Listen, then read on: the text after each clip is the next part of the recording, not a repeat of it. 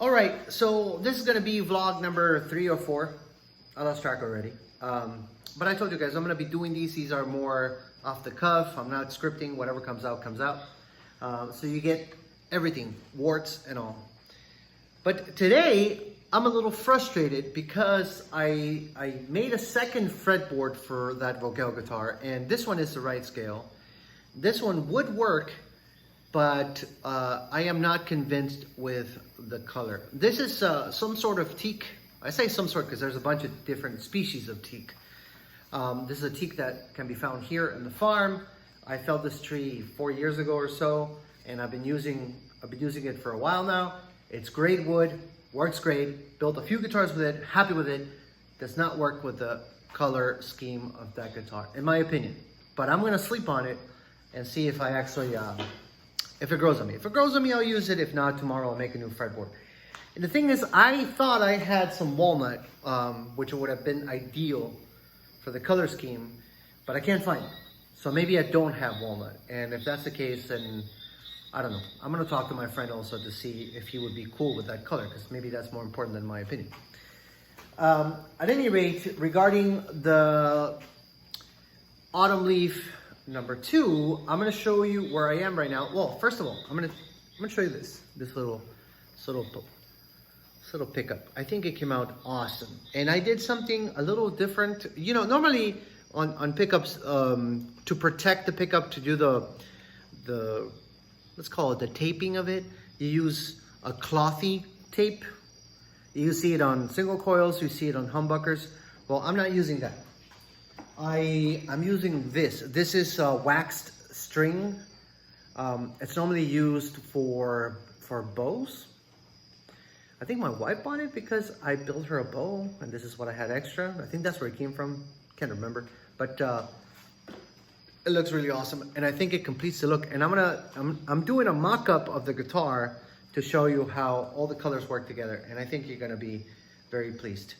But something else I wanted to add on this vlog, because I think it's important to the conversation, and maybe this can be a video, like a produced video, talking about this. Because yesterday I was at the Guitar Builders Collective podcast, and I was listening attentively to a guy who has been doing it for way longer than me, it seems. And he specializes, Monty, that's the name of the not the name of the guy, but the name of the business. And he specializes on pickups. And if you ever get into pickup making, I'm not saying that you should, but if you ever do, you're gonna hear a lot of crazy stuff there, because there's a lot of mysticism around pickups. People like to talk a lot of crap, and it has a lot to do with, you know, justifying the prices that some of these pickups go for, you know.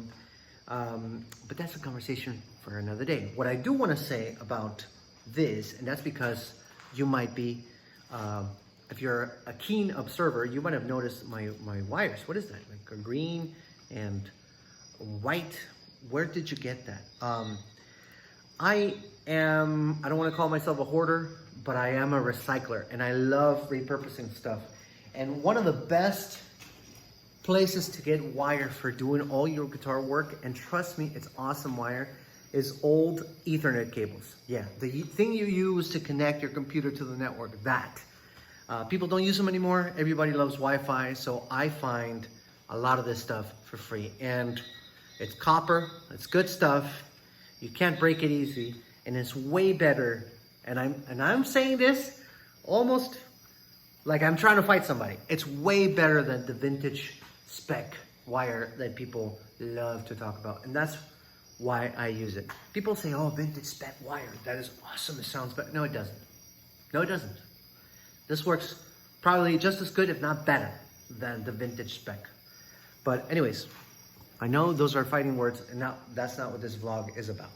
But I have a little mock-up here. Obviously, I have to clean it. I haven't done any of the sanding, any of the buffing yet. So what you're seeing is kind of right off the spray, tape taken off. But you're gonna get a really good idea of how the guitar is gonna look. And then I'm gonna show you a couple more things that I need to do to it. And yeah, so let's get to it.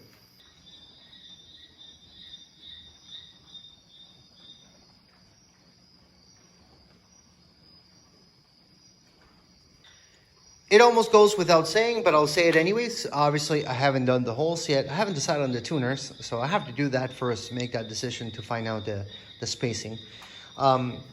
But another thing I want to say, because somebody might be, well, what is that cable? Obviously, this has to go inside. I'm going to drill a tiny little hole somewhere in there. You're not going to be able to see it. And I am trying to figure out exactly how I'm going to mount this pickup. I've been thinking about making a plate that goes underneath it with two arms that you can screw to the side of the neck. That's what I'm thinking. Haven't made up my mind.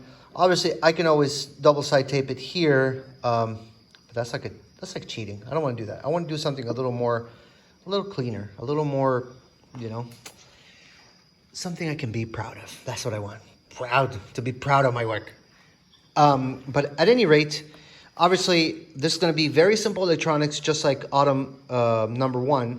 There's going to be a volume knob that's going to sit somewhere around here, and then the jack, which I haven't drilled yet, which is going to sit back here. But that's it. One volume. That's all you need. One volume, 3 chords, and the truth. All you need. One thing that I did say I'm going to do, and I will do it. And that's probably going to be tomorrow's job. I'm going to darken the sound hole here. I think that's going to look a lot better. And I'm not going to show you my shop right now because it's a mess, but I did buy the paint.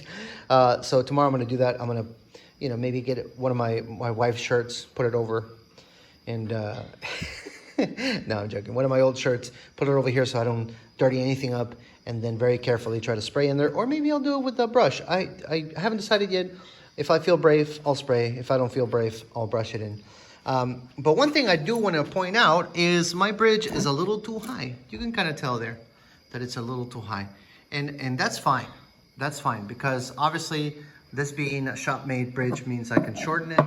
What I'm going to end up doing is I'm going to cut it maybe around there and reduce the posts also. But I'm going to do that after it's all said and done, so I can get the exact height where I need the bridge to be, because I want the action on this guitar to be awesome. Something else I'm going to show you, something else I'm trying on this guitar, and I think it came out pretty good. I have to clean it, obviously, because it's not, like I said, I just removed the tape. Look at the back. Wow, that looks great already. No muffing yet. But I did this time. I think that looks pretty cool. There's a tiny bit right there I have to clean, but just give it little tiny kisses to clean it. And I'm gonna call that done. And this is like a heel cap. Obviously I did this by taping and spraying the black on there too, but I think it looks awesome. And this looks just gorgeous in my opinion. That looks awesome, like a little beautiful detail. So anyways, this still has more days for the finish to completely cure. And so I'm not doing anything to it yet. I just wanted to remove the tape, because here's another tip. If you are using masking tape, try to remove it within a few days tops. If you don't, you're gonna be doing a lot of cleaning. That is something I learned the hard way. Regarding the tuners, I'm of two minds here. I have these locking tuners that I've been thinking about using, but also this kind of guitar doesn't really usually need locking tuners. I have some vintage looking ones that I've been thinking about using also, and that might be more cohesive with the look of the guitar, so those might be it. But the reason why I don't love those is because the bushings don't screw in. You have to, they're pressure fitted bushings, and those are not my favorite. I don't like those too much. That's why I'm doubting myself. So anyways, this is the end of the video. This is the part where I thank you for watching all the way to the end. You are pretty awesome. If you like this kind of stuff, if you like what I'm doing, if you like the guitar that I'm building, go ahead and give me a thumbs up. That helps the algorithm know that I'm doing something right. And if you want to follow along and see what else I'm up to, go ahead and give me a follow. All right, take care. Bye.